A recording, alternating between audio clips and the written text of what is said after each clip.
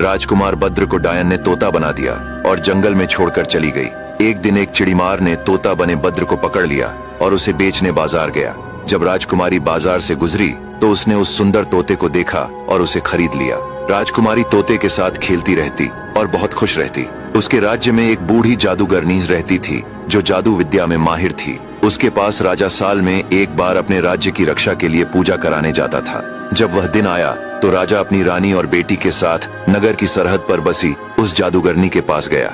राजा ने उससे अपने राज्य की शुभकामना के लिए विनती की और अपनी बेटी को भी जादूगरनी से मिलवाया। उस समय राजकुमारी के साथ तोता भी था। उसे देखते ही जादूगरनी ने राजकुमारी से कहा, बेटा यह तोता तुम्हें कहाँ मिला? राजकुमारी ने सब कुछ बता दिया। तब जादूगरनी ने कहा, राजकुमारी आप इसे तोता समझती हैं, लेकिन यह जन्म से इंसान है। इतना कहकर उसने एक जादुई मंत्र पढ़ा। तुरंत बद्र अपने असली रूप में आ गया। अपने को फिर से इंसानी देह में पाकर वह बहुत खुश हुआ और रोने लगा।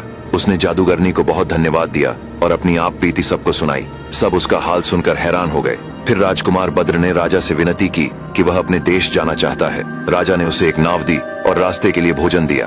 बद्र नाव पर सवार होकर निकल पड़ा, लेकिन किस्मत को कुछ और ही मंजूर था। एक दिन अचानक समुद्र में भयानक तूफान आ गया। उस तूफान में नाव फंस गई और पहाड़ी चट्टानों से टकराकर टूट गई। राजकुमार किसी तरह बच निकला और समुद्र के किनारे बैठकर अपनी किस्मत पर रोने लगा। तभी उसे किसी के रोने की आवाज सुनाई दी। जब वह वहां गया तो देखा कि एक भेड़िया बैठा रो रहा था। बद्र उसे देखकर डर गया, लेकिन भेड़िया ने कहा, डरो मत, बताओ तुम कौन हो और यहाँ क्यों आए हो? शायद तुम्हारी जिंदगी तुमसे रूठ गई है और मौत तुम्हें यहाँ लेकर आई है। अब आगे की कहानी जानने के लिए देखिए अगला भाग।